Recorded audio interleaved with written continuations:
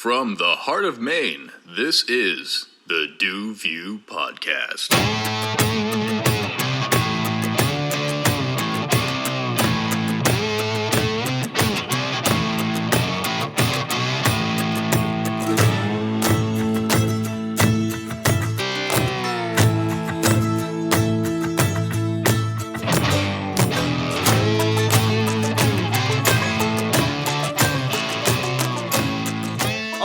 Welcome to this week's episode of the DuView Podcast. I am your host, Du, a.k.a. Ryan Dumont, and this is a very special episode this week. Not only is it almost Thanksgiving, so first and foremost, happy Thanksgiving to all of you listening, tuning in this week, and all of you that have listened and tuned in the past as well. But it's also a special episode because my guest this week is my mother, Michelle Dumont. Mom? Hey. Thanks for coming on the podcast. I appreciate it. I just, with coming up with Thanksgiving, I just wanted to, make this episode maybe a little bit more family-centric, take it a little bit closer to home. Not only, my upbringing, but talk about your upbringing a little bit, and just kind of look at some of our Thanksgiving traditions maybe in the past and whatever else. But also, you've done a lot of cool stuff and have, a lot of knowledge in your head too, Mom. So it'd be great to tap into some of that for the people. So thank you for coming on. Thank you. Sounds good. All right. So first and foremost, you've been a Mainer your whole life, and you obviously traveled and seen other things. But you grew up in Maine. So what would you think is, or what would you say is the best part about growing up in this state or living in this state? I would say that Maine has a lot to offer for families. It's taken a while for a lot of the things from away, meaning, crime and people breaking into your houses and just, all the bad stuff that you hear about. We can still, in some places in Maine, you can still leave the door open. You still know who your neighbor is. And it's like small town America to some degree, although it is changing. But right. Again, you have that, like little neck of the woods that's why everyone wants to come here. Yeah, as we saw during the pandemic, right? Everybody was buying up whatever property, house they could. This is not, during your childhood or whatever, but in recent times, but... It's like a safe haven. Right, and I'll admit that that's completely accurate. When I came back at the start of the pandemic, it was a safe haven in a lot of ways. We had low COVID numbers and other things, and we're still able to do a lot of things. That is true. And the other thing with Maine, you can, especially central Maine, you can travel to the mountains, you can travel to the coast, you can travel down east.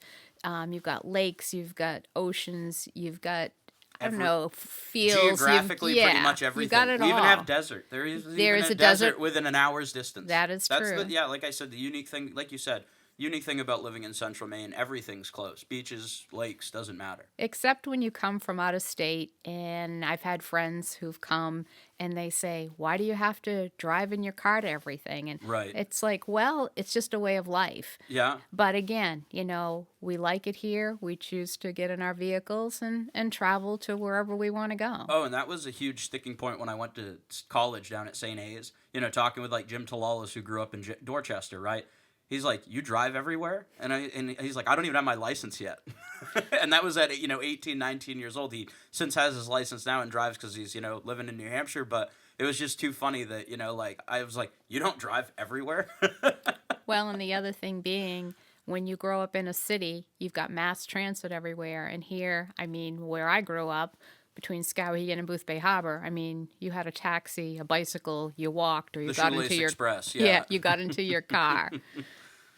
Yeah, no, that's a unique factor. So our the rural side of things, how spread out we are is a blessing in a lot of ways, in your opinion. Yeah. But then at the same time, if you live in Aroostook County, if you live down east, the further you go away from where bigger cities are, you've got a plan for, your shopping, medical attention. There are pros and cons to it all. Right, yeah, as there is with anything, right? Exactly. And so, you mentioned you got to, kind of split time growing up, really.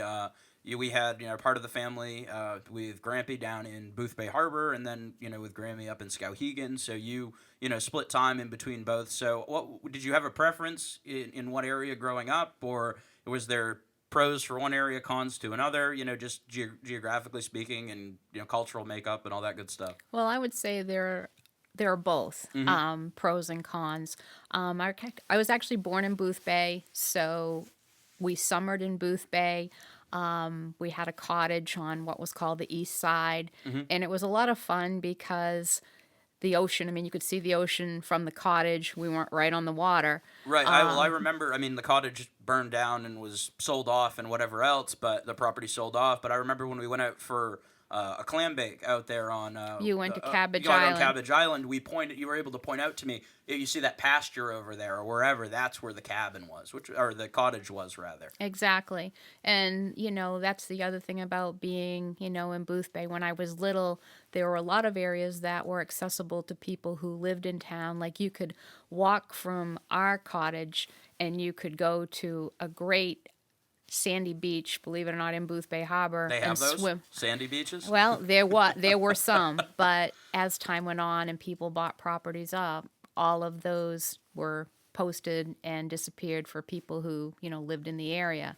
Right. Which made it more tricky to, to go and enjoy yourself on a beach. Just do the little things you did as a kid, right? Exactly. Yeah. And then the other thing, I mean, a lot of things I remember is, picnics out at Ocean Point, which, back in the day was not as crazy busy as it is now. I mean, you drive down there today and you have to watch that, it's like a small 2-lane road, but it's almost like a little path for one car passing because so many people are trying to, park and go out onto the rocks and watch the surf. And I mean, it's and that's the double-edged sword. We're seeing that with a lot of our like natural places of wonderment, right? Not only down in Boothbay Harbor, but also a lot of our national parks, right? They're turning into like parking lots and traffic zones. Exactly. Because I understand people want to enjoy them, but at the same time, kind of ruins the location to a point as well. That is true.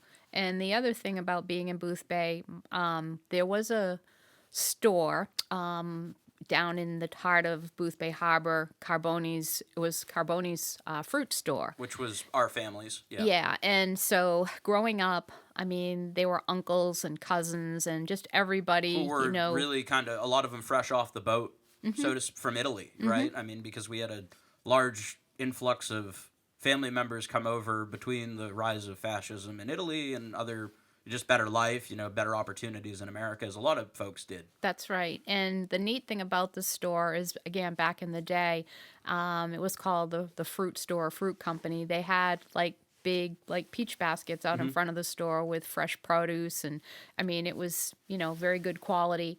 And the other thing too, my grandfather, when he would come home at lunchtime, he was like a meat cutter. He would always bring me, as a kid, it was just like, oh, I got a little ice cream or I got a little treat. It was always nice. Well, because they had a soda bar there too, didn't they? Yeah. Like the old style, like you had like the like kind of like they have like soda the taps, the taps and everything like that. Which I think I actually have one of the photos of your grandfather, my great-grandfather, standing out in front of the store, black and white old photograph. I'll have to dig that out and look for that. And then another thing that was really neat as a child, they have a new aquarium now just outside of Boothbay, and they used to have like a little swimming pool for seals, and they actually had it out in the back. But in this day and age, the water from the pool drained down into the ocean. So, of course, it all went away. But it was really neat as a little girl to watch the seals. I mean, do all kinds of flips and tricks. And, they'd go out and feed them and whatnot. Yep.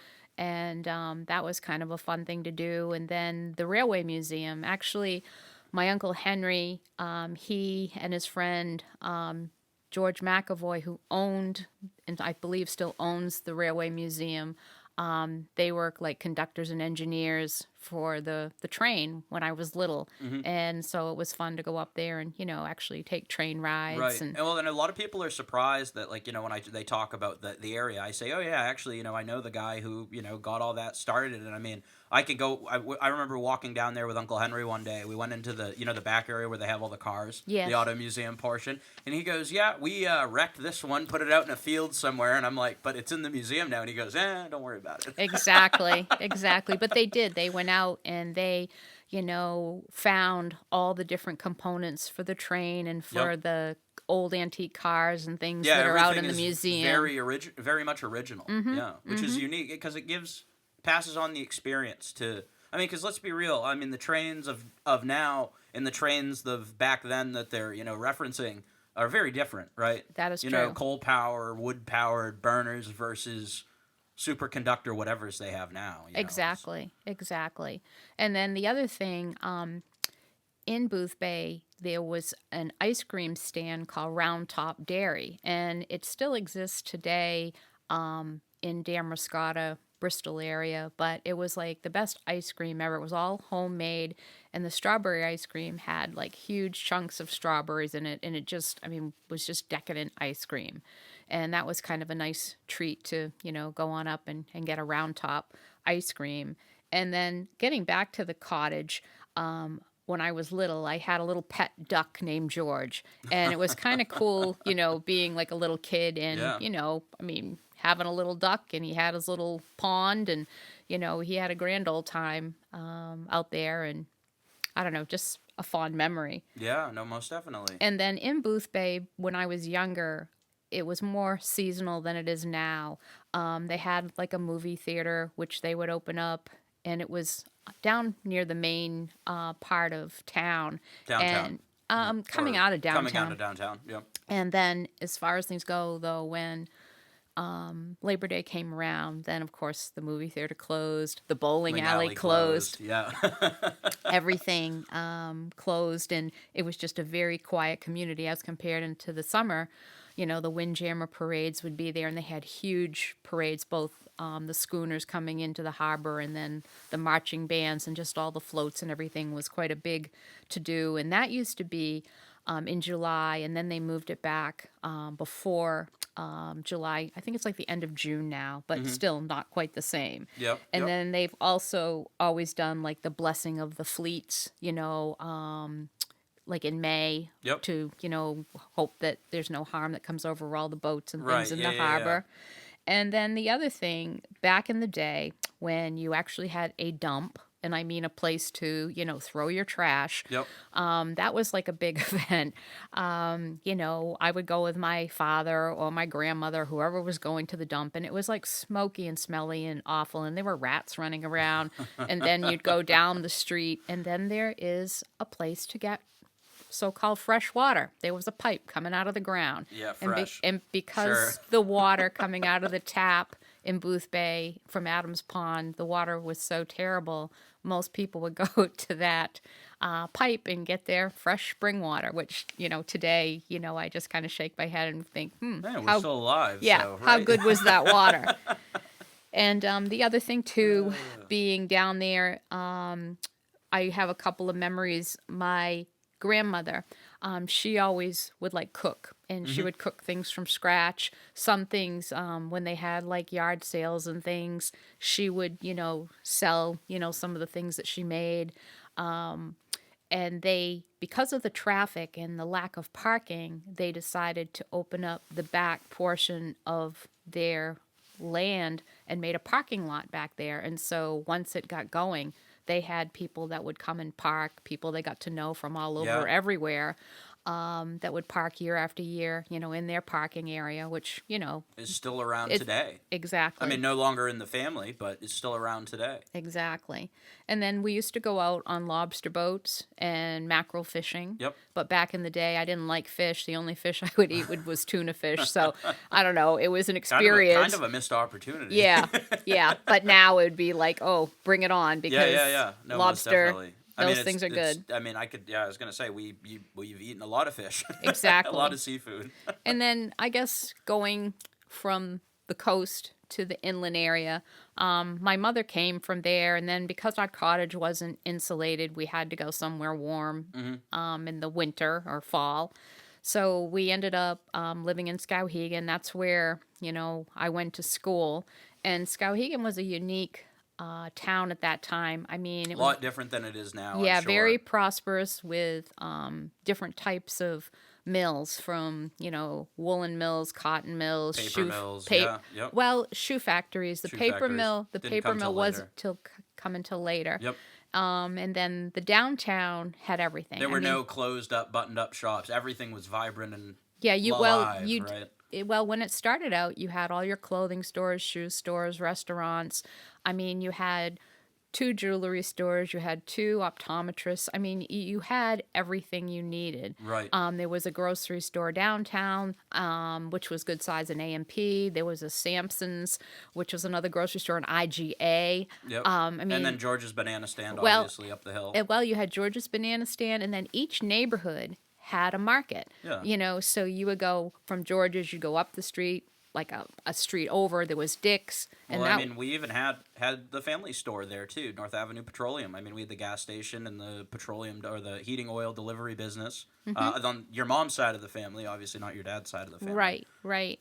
And so, you know, speaking of that, you know, when I was a little kid, I mean, my grandfather, he and my dad worked together for a while with that business. And I mean, they used to throw me in the truck. I mean, I was just a little kid, and, you know, we'd go out and Oh, yeah. deliver fuel oil. And I Yep. mean, back in the day, you know, they didn't have seatbelts or anything. They just kind of, you know, throw you in there and, you know, just told you to sit still. Yeah. Yep. And the other thing being up there is the neighborhoods. You know, you had a neighborhood school, you had your neighborhood, like I say, your little mom and pop stores. Everybody knew and then everybody. the neighborhood kids that would all hang out together. Yeah, right? and Yep. and it was like the little rascals. I mean, you had dogs, because back in the Yeah. day you didn't have them on leashes, so you had dogs, kids of all ages that would all Yep. hang out together. And, you know, you tented out, you know, and nobody came and stole you in the middle of the night. You played baseball and basketball, and you played until the lights went out. And then hide and go yeah, seek. yep. You know, you just were always riding bikes. You were Doing all over. something. Yeah, and yeah, the only together with other people. and the Yeah. only time you couldn't go away was when the Skowhegan Fair came to town, because there were people that, you know, you never knew where they came from, and people were watching out for their children. Right. So, but it was fun to have the fair in town, because, you know, it gave you an opportunity. And the fair was really, really a fun time back then, because the fairgrounds, all of the halls were all just full, from Grange to agricultural things to rides to, you know, candy, fudge, whatever. Yeah, yeah. I mean, And- there was a lot more going on at the Yes. fair than perhaps now. It's true. Yeah. It's true. And then the other thing, you know, being in Skowhegan, they had a lot of different programs and things for kids to partake in. The Skowhegan Recreation Department was wonderful. That's where I met a lot of my friends that, you know, I still know today. We had a ski program. They would bus us out Wednesday nights and Saturday mornings for ski lessons out to Eaton Mountain. And, you know, it was wonderful because, you know, the parents, if they wanted to go out to pick you up, they could. But, I mean, they put you on the bus, you had your skis, and away you went. They also had Halloween window painting. They had archery. They had summer programs on the north side of the river and the south side of the river, which was like programs for, like, track meets. And you So like summer track, summer programs that or or softball, or like sports and other stuff. and they used Yeah, to take yeah. you on field trips and hiking, Yep. and, you know, just all kinds of different events. And I don't think our parents paid. I mean, maybe it came through taxes, but I don't. Probably, I mean, yeah. any kid could go and partake with these programs. And then the other thing too is with Skowhegan, you know, the schools. Yeah, you did have your neighborhood schools. By the time you got to junior high, which was 7th and 8th grade, then the kids from the surrounding towns would come into school. So you met another group of kids. And the funny part about it was, with the way the telephone system was back then, you had a toll call if you wanted to call someone in Norwich Walk or Smithfield, someone that wasn't in Skowhegan. You could call kids in Cornville because they had the same 474 Right. exchange. But, you know, so sometimes we'd ride our bikes to Norwich Walk or whatever, instead of, you know, your parents would say, hurry up and get off that phone, because Yeah, it's charging us costing money. Come on. costing money. And the other thing too, with being in Skowhegan, there was a lot of team and community spirit. The Indians, and I'm going to say Indians because they were. No, you can. You know. You can. You grew up before. Yep. Before And I'm not trying to be, No, I know. negative or Well, I mean, derogatory. and that's, I mean, if you don't mind a quick sidebar, I mean, that's a crazy battle, you know, I mean, because, I mean, growing up, it was very different because, I mean, I remember, you know, Grammy would take me to go grab a sandwich and sit in front of the big, giant wooden Native American Indian that they had in the middle of town, and I guess, again, I don't have the solution to the reparations or, the cultural exchange or whatever. I mean, I'm not trying to, argue that, but it's just a weird change in dynamic, cultural change in dynamic for a very small area. Right. And we grew up with it, if you still interview or talk with a lot of people, it meant strength and it wasn't to be, demeaning or anything like that. And I understand that. But again, on the other side, there's also the history. Exactly. And it's hard to argue against that. So Exactly. that being said, at the time that you were the Skohegan Indians. Yep. And then the other thing in our neighborhood, again, we would wander from, one neighborhood to the next. And there used to be this big sand hill is what we called it. And in the wintertime, we would stay out there forever and a day, sliding and sledding. And you just had great fun, and you'd meet kids from all over. They had skating rinks on all sides of town. You learned how to skate. Some of the bigger kids would show you how to do it. And then the other thing that they had available, they had a lot of things for day camps, out at the Sportsman's Club. They used to allow the Girl Scouts to go out there, and we learned how to do beanhole beans and, how to put your tents up and do a lot of outdoor, activities and such. And then also back in the day, birthday parties, all kids would have, if they had a birthday that they could do outside. I mean, we would do birthday parties outside and play relay games, do all kinds of fun things. You say that because I think back, and I know you're going to instantly remember this, but I think back to the birthday party I had. Geez, I must have been all in maybe first or second grade at the time. You know what I'm saying? I wasn't very old, but we had folks over from school, and you had all these old style, well, I'll call them older style games, that most folks don't do at birthday parties back when I was a kid or now. It's just like different out of the box type stuff. Well, and when they were doing birthday parties when you were little. And I mean, I had a birthday in November, so we didn't exactly have any nice weather. They would, say, we're going to have a party at the bowling alley, or we're going to go to a swimming pool.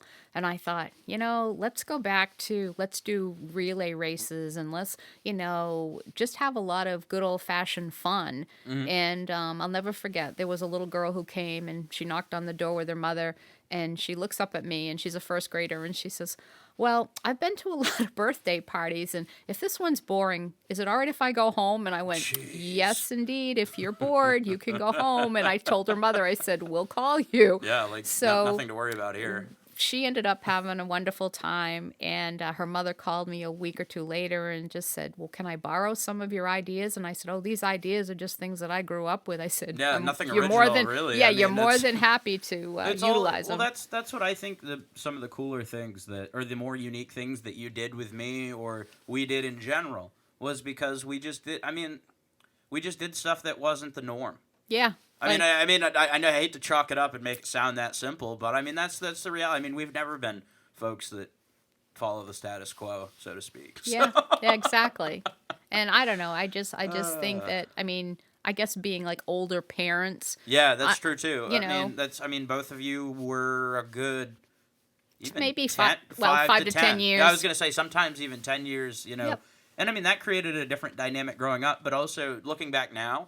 I appreciate the heck out of it, even though it's not like something you get to choose. Exactly. It had a lot of, there were some drawbacks, but there were also a lot, you just don't have as many folks around that your age. Exactly. Right? Especially being an only child and all that wonderful stuff. But the fact of the matter being is that it does, create a different dynamic.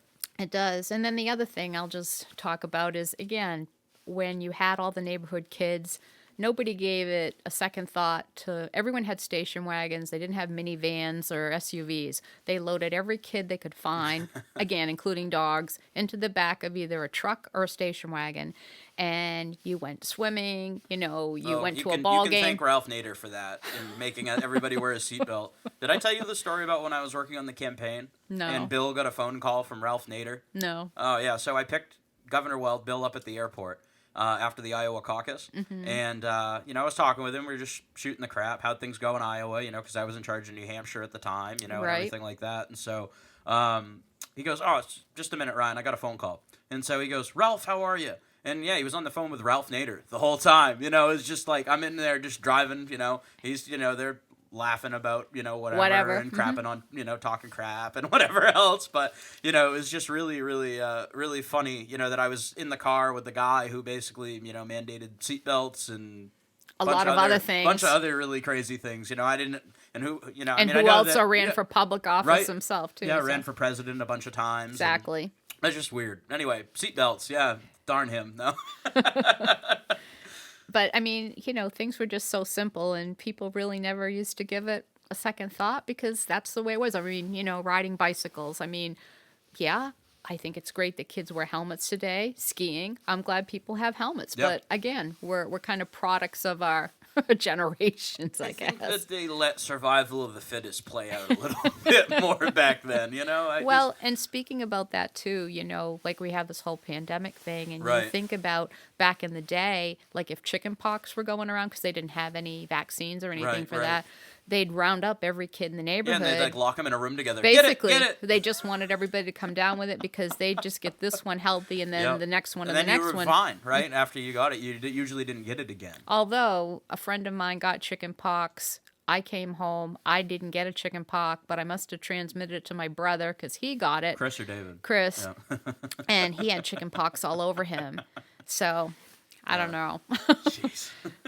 But, well, it's just one of those things, right? I mean, and that's kind of what you're getting at is, things have changed quite a bit, right? They have. I mean, especially for the area of Skowhegan, I hate to say things change for the worse, but it's not as vibrant. And it's just, I can't, Well, when Skowhegan or any of the mill towns lost that economic base, so went the community as far as, having... Right. Even here in Augusta, I mean, given we had other things, which is why we've maintained, some type of a little bit more prosperity, and also being a little bit further south, blah, blah, blah, but that really is, it really kneecapped a lot, like Rumford, a lot of other areas, And then the other thing, too, is when you have a community that, again, loses that base, with it, also changed from the downtown as a central location for shopping and people getting together with a lot of these mill towns. And again, if they were big enough, then you start to get the box stores coming in. Yep. So when you get bigger box stores, like our first big box store is Grant's. And a lot of places had a Grant's. I mean, you could buy anything from a refrigerator to a pair of skis and everything else in between at Grant's. Yep. And so, and then you started going with all of the others that, came and went and came and went.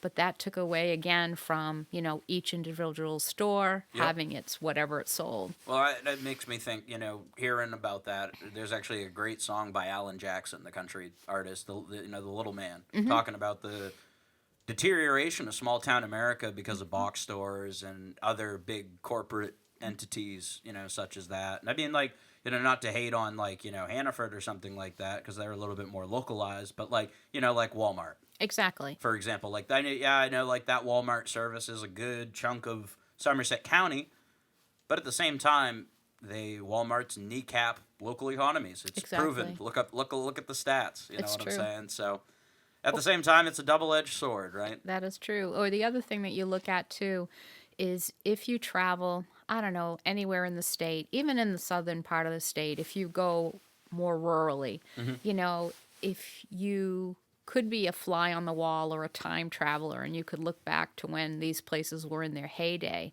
and then you go into these places now and you think, what do people do? What happened? Yeah. No, we know what happened. But what do people do? What are people doing now? Exactly. Yeah, and I mean, it also makes me think back to another childhood moment. The movie Cars. Mm-hmm. When they're talking about the original, the first one, not the other two that came out, but the first Cars movie, and they play Our Town by James Taylor, and they show. I mean, given this is an animated movie for kids, that came out in 2006 or something like that, but if you just even watch that part of the movie, and I know you've seen it a bunch of times with me when I was growing up, but that scene where they're showing how the creation of Route 66 destroyed the town. That's right. And I mean it, and I'm big proprietor, big person in the way of a strong small town America. And there's ways about going about it without completely losing like the mom and pop stuff. Well, and then And that's what I'll call it. And then if you do travel some, I mean, I've been out to sections where Route 66 is, and it's, I don't know, I mean, you're there, you might as well go out and check out what's still around there. Right. But, there are still some places that are really, really neat. And, you get to talk to local folks and the restaurants and just kind of see what's there. And then there are some places it's really quite sad because, again, it's gone. Mm. So. Yeah. And it's just, like I said, small town America either is, at a point where it can prosper and continue on, or it shutters and eventually falters and shuts down and people move away. That's true. The money moves out of town and, it becomes a ghost town, directly or indirectly. Yeah, it's sad. It's not just it's everywhere. It's everywhere. It's not just here. It's across the entire country. Exactly. I can't speak to the rest of the world because, you don't really think about small town anything. You know what I'm saying? Like the towns and how we conduct ourselves in cities and towns in the United States is quite a bit different from a lot of other places. It is. So. It definitely is. So, across the state of Maine, small town America, kind of aside here for a minute, what are some of your favorite activities just to do across our state? I mean, as we said, it's beautiful. You can, get from the mountains to the beaches in a matter of time being in central Maine. So what are some of your favorite things to do? Where winter, I know a lot of people dread winter, but I love winter because winters go very quickly. I mean, I started out, as I said, skiing at Eaton Mountain when I was, 6, 7 years old, and just continued with it. And it makes winter, go quickly. Oh, yeah. I love to snowshoe, cross-country ski, ice skate. But when we were kids, we probably drove our parents crazy. They were always like bundling us up. Didn't matter whether it was raining, snowing, sleeting, hailing. It's like, go on outside and play. Yeah, just go out and play. And so, we were always outside. And to some, I don't know, credit, I will thank my mothers and say, I'm glad you threw me outside. Right. Because, again, to this day, I don't mind, just as long as I have the right clothing on. Oh, yeah. I'll be out there doing those types of activities. I like to hike. I mean, it's like you don't realize how small you actually are when you get to the summit of a mountain. Oh, yeah. And the mountains here, we have Mount Katahdin, which I've been up there many times, and I mean that's our biggie here. It's a mile, about a mile up. And or the Bigelows, or the Right. 4,000 footers or whatnot. But then when you go out west and you see the Rockies and you see the big mountains, it's just like wow. But we have a unique style of hiking. Our mountains being older are different, and even going from Maine to New Hampshire is a whole different style of hiking. It's true. The hiking in the Whites versus hiking all of our little back. I mean, we got a lot of back cut places that are hard to get to and whatever else that are some of the best hikes. Yes, and we have a lot of rocks and roots. Yes, that's also yeah. Use a root to grab onto as a ladder to pull yourself up over a rock. Exactly.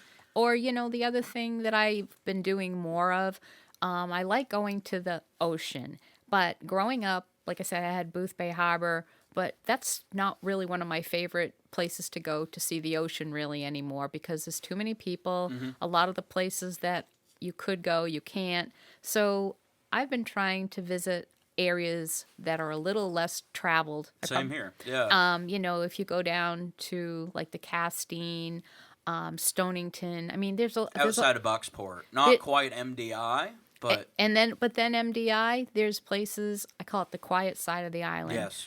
Over near Seawall, Pretty Marsh. I mean, there's some really nice spots that just aren't clustered with people everywhere. Right. And again, though, when you look at the coastline in Maine.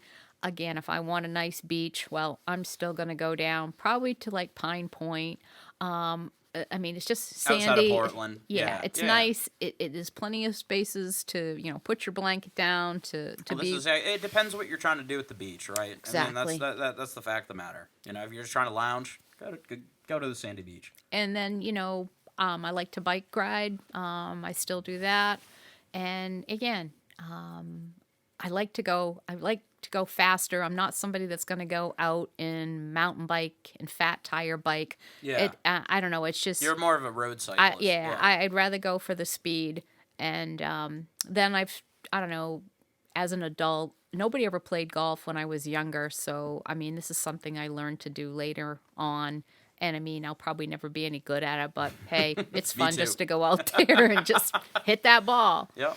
And it's amazing how something that's stationary, you'd think you could just go and whack Just it. crush it. Yeah, no. Yeah, not I that easy. miss the ball more times than not. Mm-hmm. That's what I used to say when I was still working in politics. I would say to people, yeah, no, I just golf for the job. I don't actually golf because I'm good or I enjoy it. Exactly. Exactly.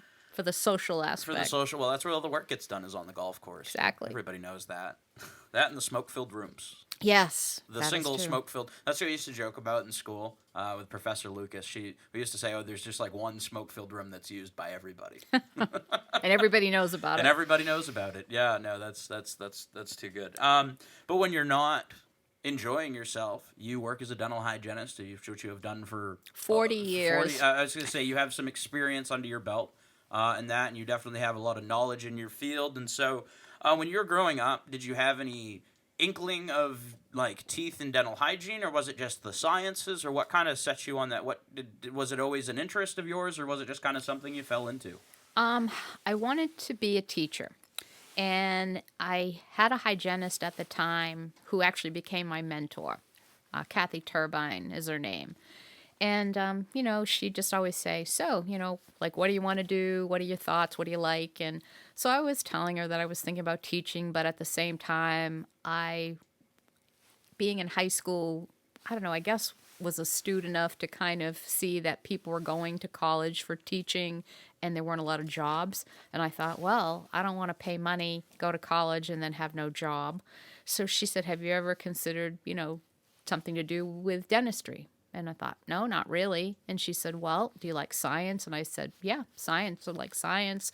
I like people, And she said, you're still going to be educating people. Yeah. So that's how I started with that. About how old were you? Were you 17, 18, 16? I was like between 16 and 18. Okay, so later on in high school, as you're starting to consider going off to college and all that wonderful And at the stuff. time, when I was in high school, Skowhegan High School, because Skowhegan's so close to the University of Maine at Orono, for some reason, I don't know if they had kickbacks, or we used to joke about it, saying that Orono was 13th grade of Skowhegan High School because everybody went to UMaine Orono. And yeah. my advisor wanted to send me there too. Oh, you don't want to go to dental hygiene school. You want to go and major in biology. Well, some things have changed and some haven't. They're still sending them by the bucket load to UMO. And I came home and I was telling my parents, I said, I'm not going to Orono. I'm not studying biology. I like biology, but I'm not doing it. And my grades are fine. So again, my parents talked to the guidance counselors, and it ended up being that, I did go to Westbrook College at the time, which was a 2-year program, but it was a very in-depth 2-year program. When friends of mine would call about, oh, I only have 4 finals. Well, try taking 8 finals at the same time along with your labs and feel like you're not mentally, just... So you weren't a person. No, you were a machine. Yeah. And you ate, drank, and slept teeth. Yep. And I'll tell you, I've always been, very studious, hardworking, but it really was one of the hardest things that I've ever done. And I thought, well, I had 2 tests to pass. One was a state board, and then the other one was a clinical board. And I said, if I don't pass this, because the way that it was set, and it's still set today, you don't take it in sections. You either pass or you fail. Right. And I thought, I don't know. This is going to be interesting. I'm just hoping and praying that that knowledge is in my head and I can, be done with it. And then the other kind of little funny thing that happened, one of my first few days in clinic, back in the day, we didn't wear protective gear whatsoever. And my patient was a little girl who was about 5 or 6 years old. And I was getting ready to polish her teeth with that gritty toothpaste that we use. And she didn't like the toothpaste, so she bit my finger.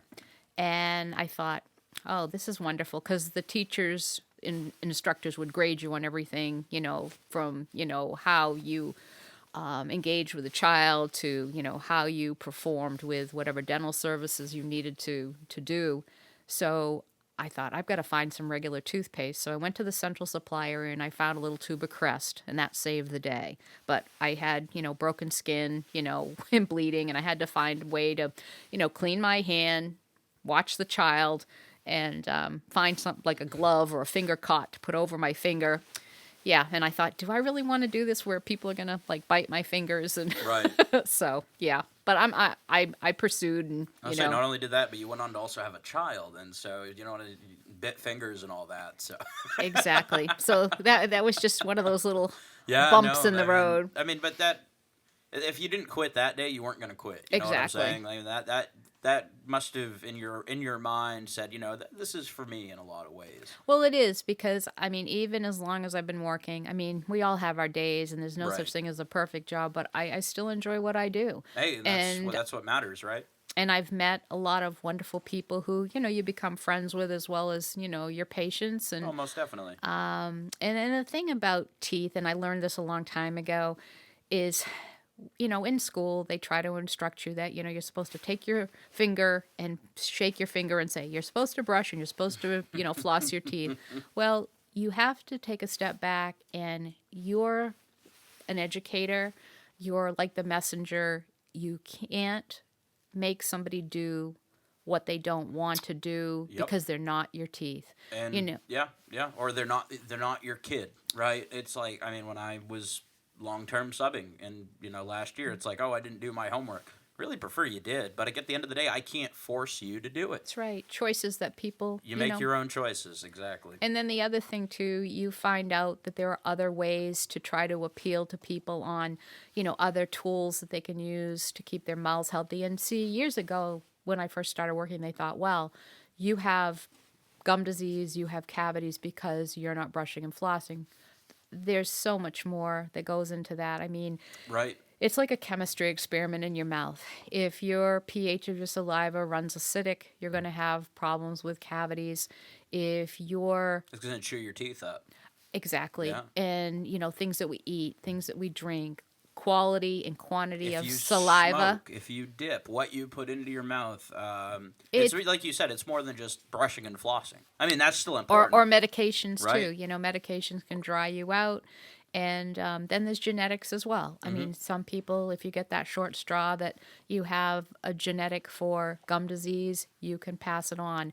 The other thing that happens to a lot of kids to get the ball rolling with cavities is, say your mother has untreated cavities. She takes the baby food or whatever food, puts it in her mouth, or you drink after her. Mm-hmm. The bacteria from mom gets transmitted to the kids. Same thing with... basically what we call oral herpes or cold sores. Yep. That's how that gets going, Yep. And that's why you tell people not to drink after. Especially now in the middle of a global pandemic. Mm-hmm. But that being said, just don't drink, have your own drink. That's right. Or what you mentioned, the pandemic, people with untreated gum disease these days are more likely to end up with COVID, and also more likely to end up on ventilators, because once they intubate you, and whatnot, the bacteria from the mouth with the tubes and things going down into the mouth area, all those stagnates, right? Well, not so much stagnation as it goes down from the mouth into the throat, into the lungs, and that's transfers. Yes, and that's how people between viruses and bacteria end up with pneumonias. It's all transferred down. Sure is, and we're connected from the mouth all the way down to our toes. So ear, nose, down to all everything. the way down.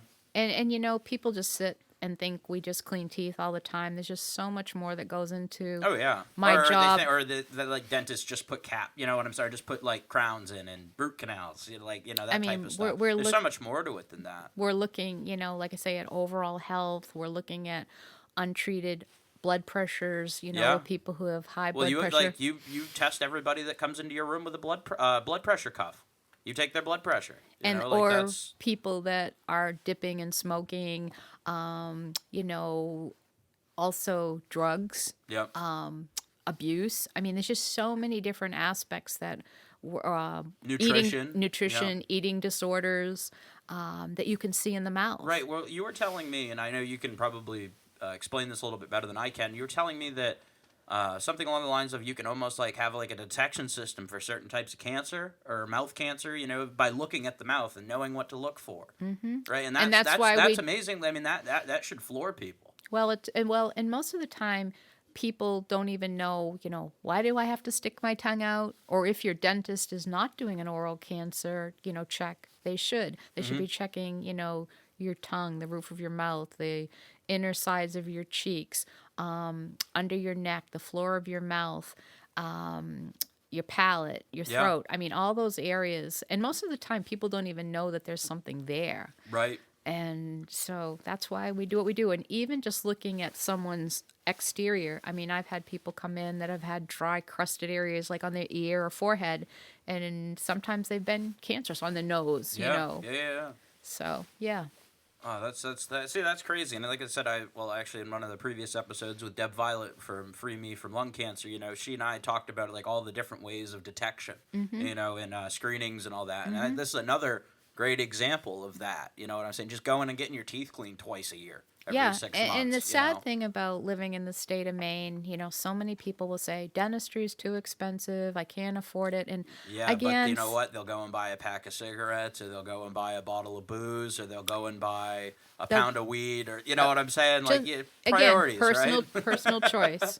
Like, don't get me wrong. I'm still gonna go and have a drink with my meal. But I'm also going to brush my teeth when I get home. And I mean, part of that's because it was, beaten into me by you from a young age. I say that jokingly. But, but seriously, right? I mean, it's just as important as, learning the days of the week. You know what I'm saying? Well, it's part of your overall hygiene. Exactly. Yeah, it's like, also we see that some people do not care about personal hygiene at all. Not just their mouth, but the rest of them. But again, it's your choice, and right. You don't have to have a lot of money. There's a lot of things available to help people out, so they can get care. Right. Now, are those types of programs accessible, or is it you have to know what you're doing? Well, the dental schools. There's the dental school down in Portland now at UNE. They do services for dentistry. They have the dental hygiene school, right? Which, but you can basically get a free cleaning.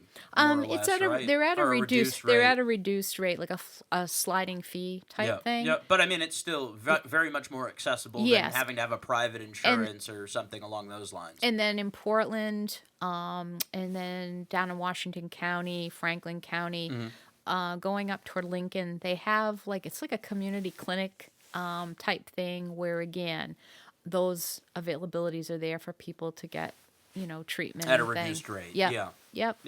And I mean, you're still getting a good quality of care. Yeah. I mean, you're just getting students rather, who are learning the process. At the actual, or not the community. No, I'm saying at the school, but and then at the and Bangor has has the school, but at the clinics are people who like myself. I mean, I could go work at a clinic, and then the other thing that they're doing again in some of the areas, they have mobile units which go to the schools and help with sealants, which are that's like a big RV that is a mobile dental office, basically. Yeah, and some of them do cleaning, some of them do fluoride, some of them are doing sealants to protect the teeth, the permanent teeth, from decay. Yep. So, there are more services now than there were previously. Yep. And so you had mentioned you originally gotten into dental hygiene with a teaching angle. I know that you have taught before in the field of dental hygiene, on top of working at a regular 9 to 5 at an office. So where did you teach, and what went into that? Well, I just happened to see, again, back when newspapers were king, I saw an ad for the Bangor Dental Hygiene School, which is now affiliated with UMaine Augusta. Yep. And so I went up and applied for the job. They needed a clinical instructor, which, I mean, so you were basically teaching clinicals. Yeah, I was in the senior clinic for all my years of doing that, which was fun because the seniors, I mean, hopefully you've got them ready to go out into the world. Hopefully they're pretty well polished by the time they get to you. Well, and the other thing that I told them too, I said, when you're in school, they want you to do things a certain way, and I also told them that when you get to an office, make sure the, casters on your chair work. I said, there were certain things that you need to have equipment that you need every day that works. You have sharp instruments.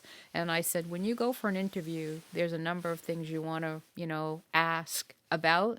And if, it's going to be, you got to use what's there, or, you're on your own, sometimes you have to get pretty creative on how you get that x-ray, or how, you get that piece of tartar off the teeth, because you don't always have what they need, what you want to utilize. Right, or what's provided. Yeah. Sometimes you got to MacGyver. I was nicknamed MacGyver, so yeah. Okay, so yeah, in the most literal sense, yeah. Yep. So, and, at the school, like I say, it was kind of neat. I felt like I was giving back, and it was also neat to see what new things were coming along and how they were, training the students and things too. So. Yeah, I mean, that's definitely unique. I remember way back, I mean, I wasn't very old at the time. I mean, you were still teaching. You were doing, like, double duty. You were working some days, teaching other days. Yeah, it was before you started school, actually. Yeah, I was real young. Yeah. Really young. Yep. All of a couple years old. But that was really unique because, I mean, like, I always wondered why you never just taught. You seem to really enjoy it, And I always lived in the wrong place. I know. It was either Portland or Bangor, and we were smack dab in between the two. Yeah. Literally an hour in between the two. Exactly. So, yeah. No, that's definitely unique there. And so, what can folks do just to, like, basic, anybody listening, just to maintain basic hygiene? Is it just... Well, I mean, I wish when we all learn... Oral hygiene, for that matter. When we learn to brush our teeth, that our parents taught us to actually brush our gums. If you take this analogy, your skin on your finger is similar to your gum tissue. So it protects the thumbnail. Yep. And then the gum tissue protects your tooth. So if you're outside and you get something in between your cuticle and, your thumbnail, it hurts, it gets infected. That's what happens every day in our mouths when we get gingivitis or bleeding gums or the first stage of gum disease. Mm-hmm. Or if the materials that we eat, they used to call it plaque. Now they know more. It's like called biofilm because it's a little mismatch of all kinds of bacteria. There's good bacteria, there's bad bacteria. And if the bad take over the good, again, it goes back to that whole chemistry experiment. Mm-hmm. Are you more acidic with your saliva? Lack of saliva? Are you more alkaline or basic with your saliva? And with that said, too, your genetics and all those types of things, medications, dryness of your mouth, whether you have smoking, alcohol. I mean, it's just all kinds of things that play into this. So if we were all taught to brush our gums, that zone in keeping that toothbrush at that junction is really the most important part. I mean, as well access. As, maintaining your, at least brushing twice a day. I mean, and obviously, if you can floss and brush more than, I mean, not at like a megalomaniac amount, meticulously, I got to make sure, but like. But it's like you just said, meticulously. It's funny. How many of you, when you brush your teeth, I know I'm guilty of it. I'm brushing my teeth, I'm flossing my teeth, but I'm thinking about, okay, what do I have to get for supper? Where am I going in 5 minutes? I'm not focusing so you're on not, you're not focusing on, and then you're going through the motions. Yep. And then you rinse your brush off, throw it in the holder, and away you go. Yep. And I talk to people all the time, and they're like, well, geez, I just brushed my teeth. And it's like, well, and I have little conversations, with people on, how long did you take near your gum line? Oh, my brush is supposed to be where my gum and tooth meet, not just on my tooth. Yep. Yeah. Or brushing your tongue. The tongue is a place where a lot of bacteria hide, and you should brush your tongue as well. Yeah. Or, I mean, on top of that, but also, having that tongue scraper, tool is a great resource as well. Because there's a lot of, I mean, like you see like the film, people, I mean, stick out your tongue and if you see like a grayish. It can be gray, it can be green, it can be yellow. And some of it can be from your postnasal area. Yep. From things that you eat or drink. I mean, like some it's like can when be you from have your the stomach. If you had like a blue raspberry dyed something or other, right? If you took the tongue scraper to your tongue after having one of those, it's gonna come off blue. Yeah, exactly, exactly. And the other thing too with the mouth is, again, it's the barometer of your health. Lots of times, if people will come in and I ask about their health histories, has anything changed? Somebody could come in who never had bleeding gums, and all of a sudden I'm getting bleeding, I'm getting swelling. It's like, why is this happening? So then they come in next time. Well, I've been diagnosed with diabetes. Diabetes is an inflammatory disease. Oh, I just had a heart attack.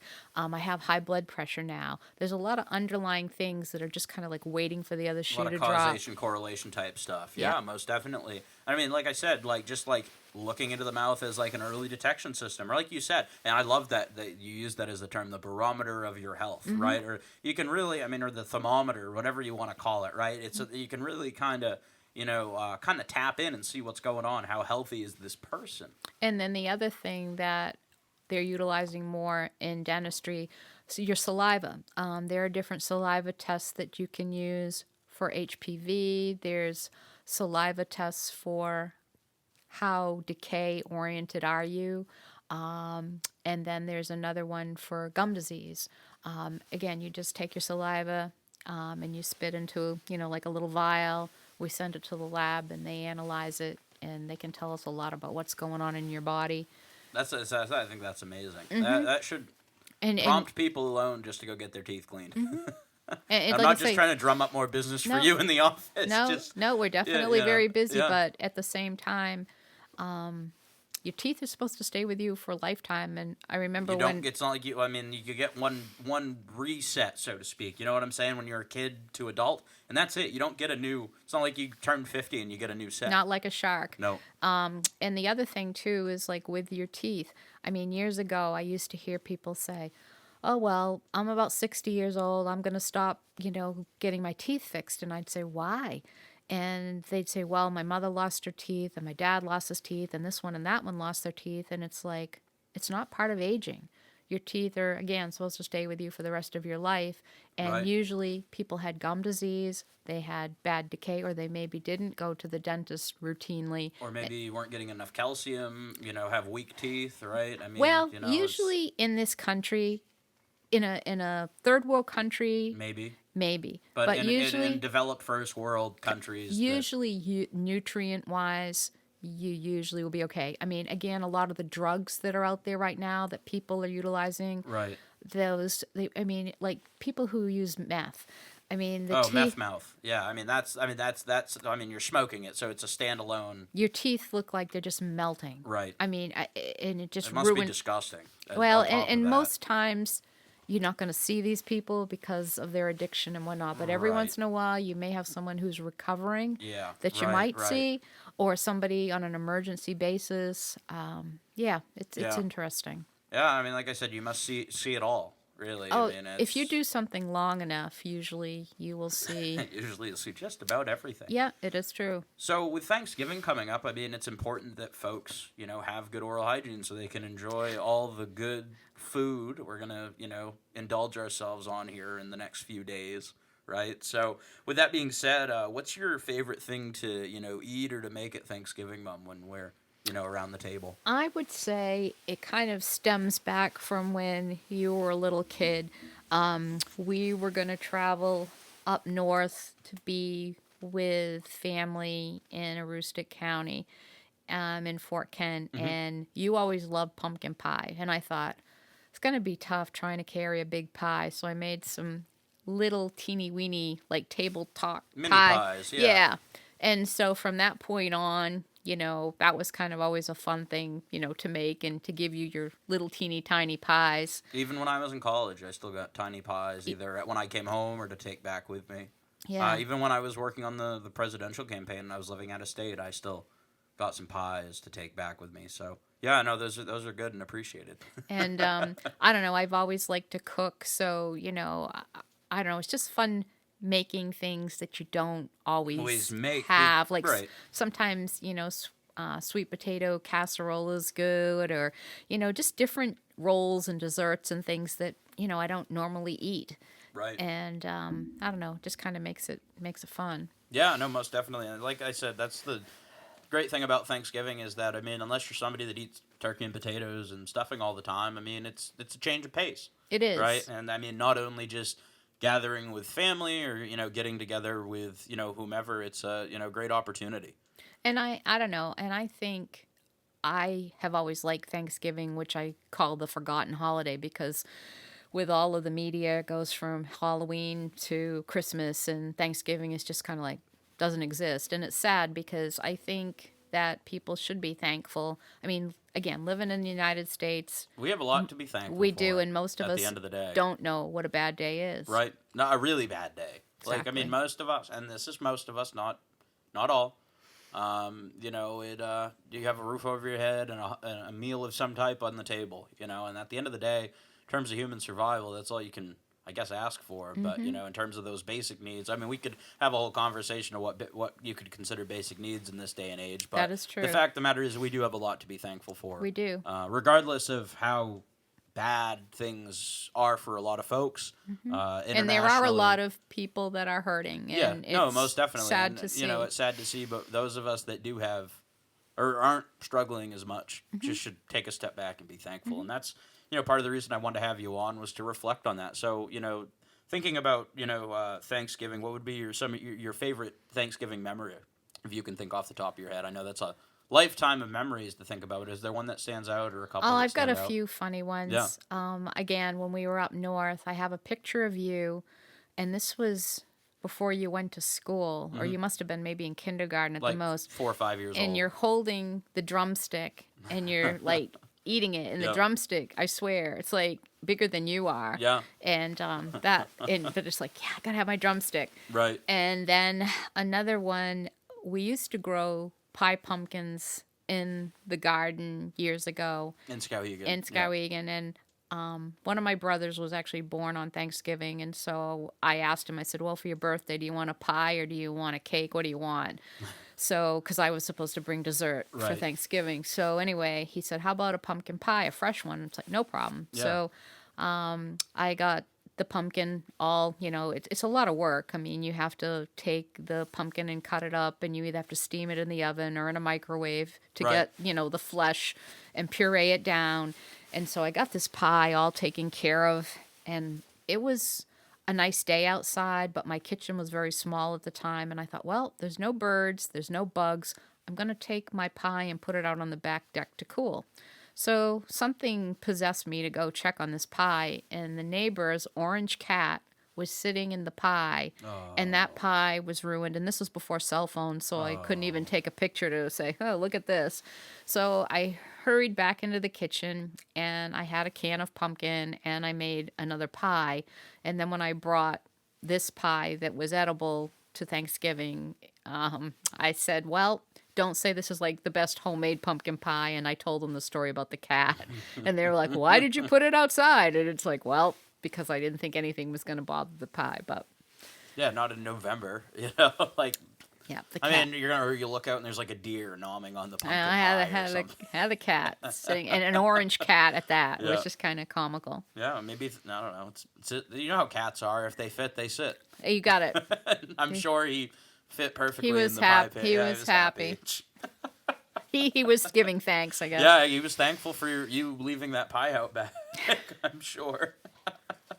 Is there any, you know, you said that Thanksgiving's the forgotten holiday. Are there any, you know, like TV programs or music? I mean, I know there's not like Thanksgiving music, but like, I mean, like the peanut. Do you enjoy, or did you enjoy growing up like the Peanuts Well, Thanksgiving? the original Peanuts did not have Happy Thanksgiving, Charlie Brown. That came Yep. a little bit later. Okay. But I always thought it was kind of cute, you know, where Peppermint Patty, you know, just Invited herself over for and they're having popcorn and, you know, whatever else they can put together. Because I grew up during that era where watching, you know, the Charlie Brown specials. So I thought that one was cute, but it wasn't one of the original originals. ones. I always thought it was well done because, you know, your messaging.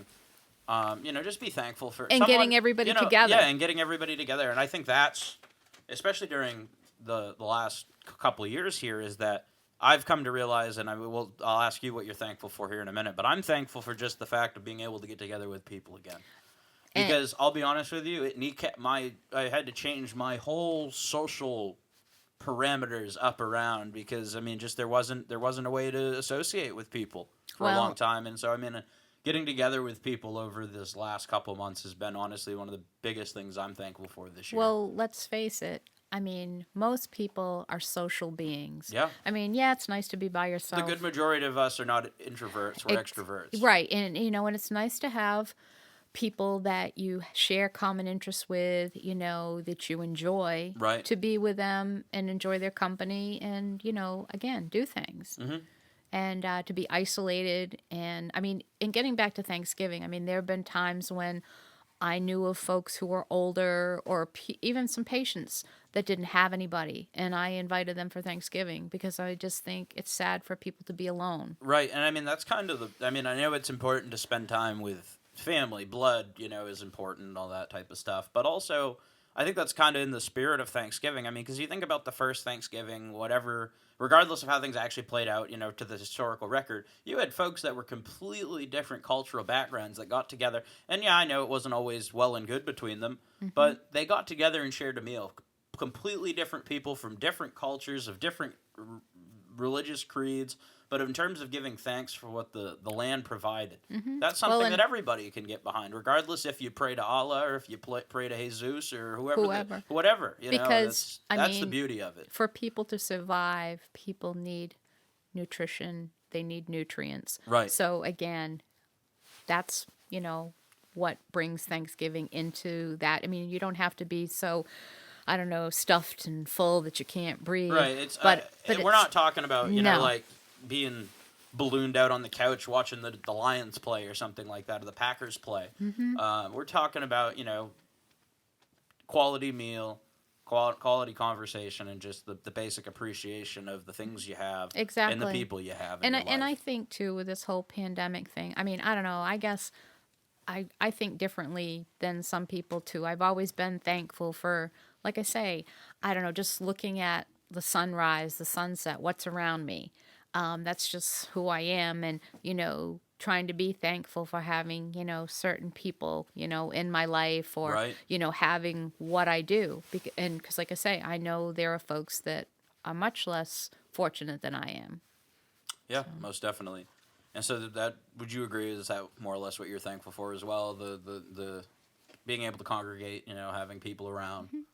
Yeah, no, most definitely. And like I said, that's so important, for us here. And so last but not least, Ma, what's your favorite thing when it comes to sitting down at the table? What's the first thing you'd go to? Are you talking about like food, or are you talking food. about? Yep. Or we can do food and then desserts, after, because that matters too. I don't know. I think, a moist turkey with the cranberries, the whole cranberry sauce. Yep. Not this gelled nonsense, the actual berries. Squash, stuffing. I think those would be my... Yeah, that's the top. Yeah, Yeah. I gotta say I agree. Get me a good piece of turkey, but, the skin. You've never been a squash person. No, I hate squash. I will eat it if there was Nothing else. but squash. But, yeah, no, I don't care for squash at all. And I'm an adult. I don't have to eat it. No. But, no, I'd have to say for me, after some good quality turkey with some nice crispy skin, like I've still on the dock, still want to deep fry a turkey some year just to try something different. I've had it before, and it's wonderful, and it would be fun to deep fry a turkey so too, again. But yeah, that most definitely, and then honestly, and I know you know this, popovers. That's something that I don't know if that's tradition for everybody, but some people just have rolls or whatever. But we had actual popovers made by you, thank you, which are fantastic. Especially it's just a unique, Something different. something you don't have all the time. Something different. And like I said, a popover is not a crazy complex.